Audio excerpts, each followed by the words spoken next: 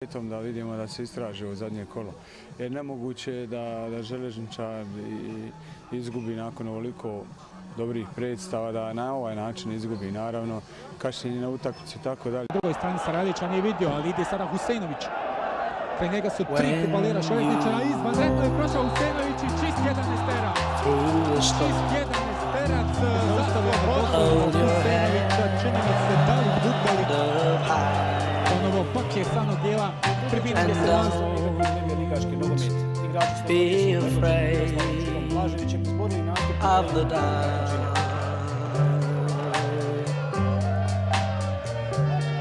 At the end of a storm, there's a golden sky. Miroslav Kiro Blažević je prvo poručio svima koji su sumnjali u njega da ne pripada prošlosti i da je zbog slobode odbio Bog. Walk on through the wind.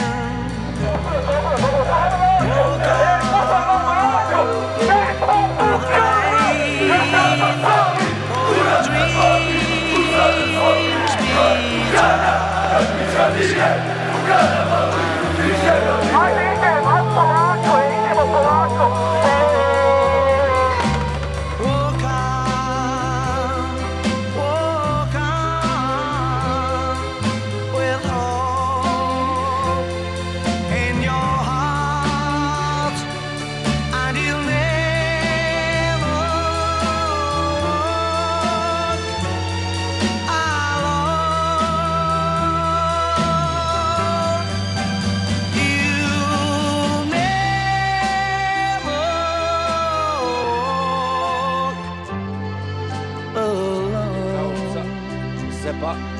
Zeba pokušava, Zeba! Walk on with hope in your heart, and you'll never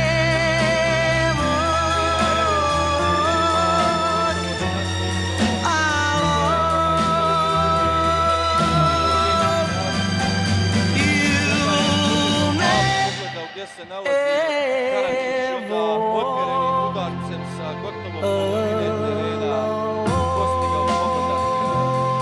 Zajko Zeba protiv svog nekadašnjeg kluba. Igrao je za Zrinski u sezoni 2004-2005, 22 utakmice, postigao 6